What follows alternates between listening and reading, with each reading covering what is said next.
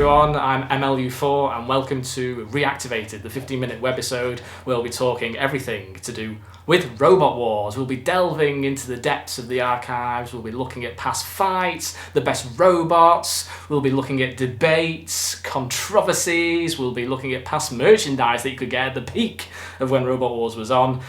And also your questions. Whether or not this works, I don't know. Of course, this is the first one, but anything you have to ask me and for it to be featured on the next episode of Reactivated, then please do get in touch. But first, we'll be looking at a fight that really did cause controversy at the time. So let's get started. Okay, there's been quite a lot of debate going on over the last few years. In fact, probably since the episode aired. It was the grand final episode of Series 6 between Razor and Tornado. I've had quite a lot of comments on the channel as well. What was it about, and did I agree with it, basically? Did I agree with it? The first question, yes. I did actually, and here's why. Let's just start off by going back to the beginning. Even in the VT, when Philippa Forrester was talking to the two teams about their two additional weapons, their two additional bits that they put on the robots, it was stated that both robots had requested before the series, can they have these additional weapons for a particular fight throughout the series? To which the rules stated, yes, you can. Now, Razor's little add-on, we all know his little hook, that to hook basically Tornado's frame was fine, okay? It eventually did work. It took about 2.5 minutes into the fight for it to work, but it did in the end. The big debate and the big controversy here is Tornado's frame. On screen, it looked pretty bizarre.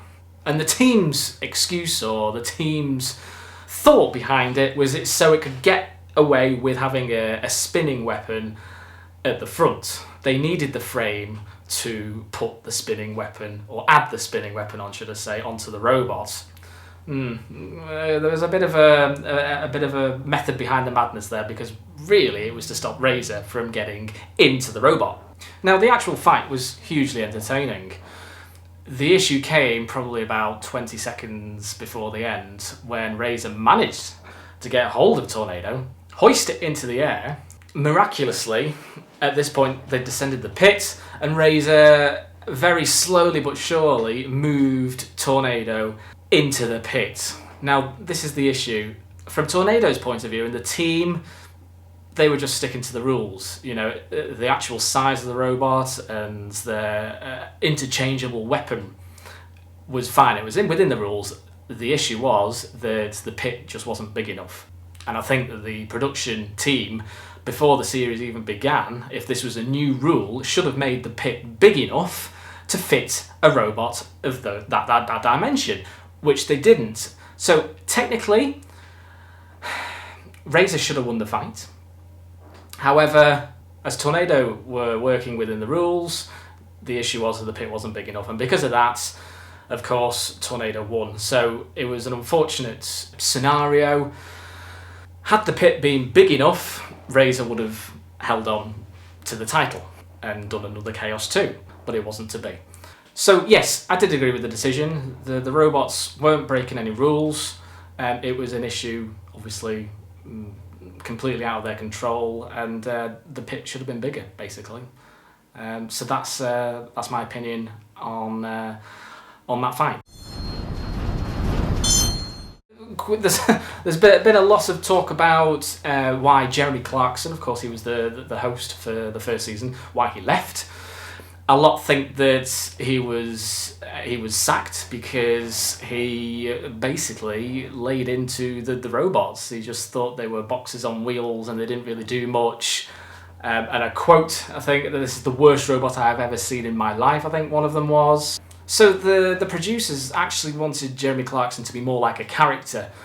So he was maybe supporting and being on the side of the house robots more than the competitors, whereas, as you notice from the second series, Craig Charles was all about supporting the Roboteers. And it was a simple fact that he was busy. He had a busy schedule and he couldn't come back to present the second series. Clarkson, by all accounts, was a big fan of the show. Probably not so much when they were filming one particular scene and they were backstage, and Jeremy Clarkson was walking past a robot which started unintentionally and nearly killed him, apparently. But I think at the time Jeremy Clarkson was presenting more tongue-in-cheek, whereas Craig Charles was more serious, and I think the latter proved to be more successful, and it was. Now we go into Robot Rewind, where we pay tribute to a true legend of the robotic series, and today we are reviewing Firestorm. Firestorm raged onto our screens from the third series and was dubbed the baby, the future Cassius. It probably was the most consistent robot throughout its run. It appeared in every single war since the third series. 3 times came third place. And during its reign in the arena, it clocked up an impressive 33 battle wins, and there was only one robot to succeed that number, and that was Razor. It had an incredible opening war. The third series really got to grips with just what this machine could do. And then probably the only threat of the heat was Facet. Yes, Facet was a previous semi-finalist from the second war and had an inbuilt camera, so the team could actually see when the robot was on the flipper, so it could flip. For me, Firestorm shone in the 6th series. I think that the 6th series was their best series, performance-wise. Firestorm was always the bridesmaid, never the bride. They did deserve to win. They got so close. Like I said, they came third 3 times, and they never managed to get to that last fight and win it.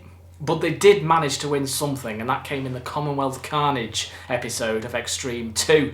They once again defeated their old pals, their old rivals, Panic Attack, with an amazing attack on Mr. Psycho, which of course has never happened before or has happened since. It was the only time that Mr. Psycho was flipped, and of course Firestorm was the robot to do it. And it was definitely the best version out of all 5. Firestorm have been part of some of the most memorable moments of the series.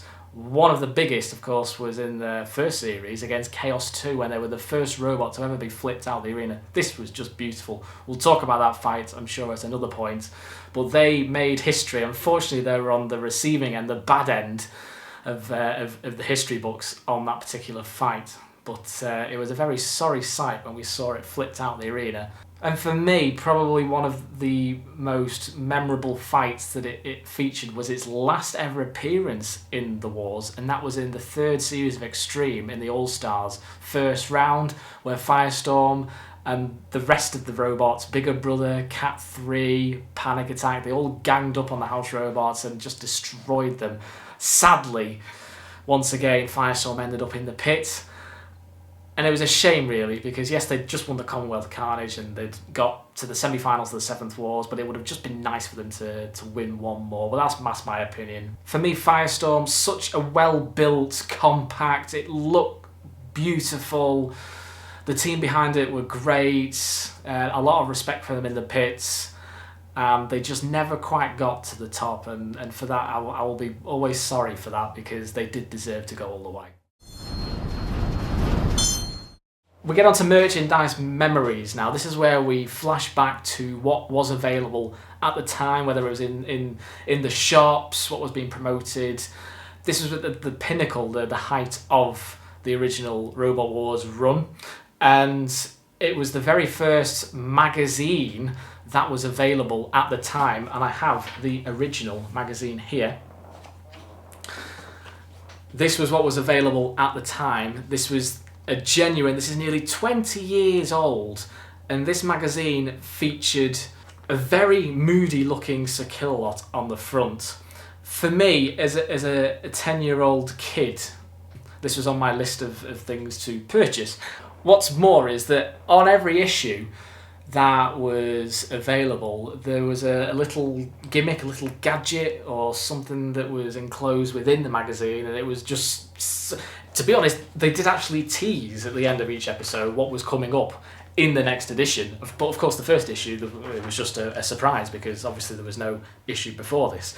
And it was the original disc. There was an original Robot Wars game, but I was a bit disappointed when I found out that there was only a 2D version of a gauntlet. You played as a robot trying to get through all these individual bits and obstacles and things. At the time, it was coming towards the end of the third series. So as you can see, we look in it and there's news headlines.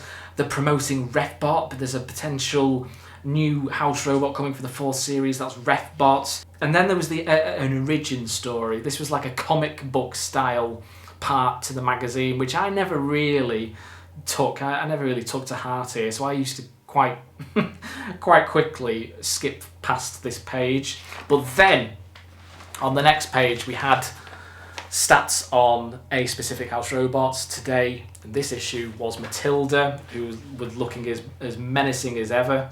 It was the first time I actually saw Jonathan Pierce, because I didn't actually know who he was. All you heard every week was this voice commentating very well, but you never actually saw his face, so that was a good read. And then by the ending page, there was always a big ballot. In this edition, it was, which weapon is the most exciting? Flipper, saw, spinning disc, axe, crushing jaw or other. Well, the spinning disc won on that, followed by the axe. Oh, I don't know. Having said that, at this time, Shunt's axe from the third series was pretty impressive, so maybe they were basing that on that, I don't know. Flipper came in third at 18%. I'm quite shocked about that, because obviously this was after Chaos 2 had made its debut, and we were getting towards the end of the third series, so I thought Flipper might have been higher up in that ballot. Followed by Saw at 9% and the Crushing Jaws 7%. Other at 2%. There's a good picture there of, it looks like Death warmed up from the third series.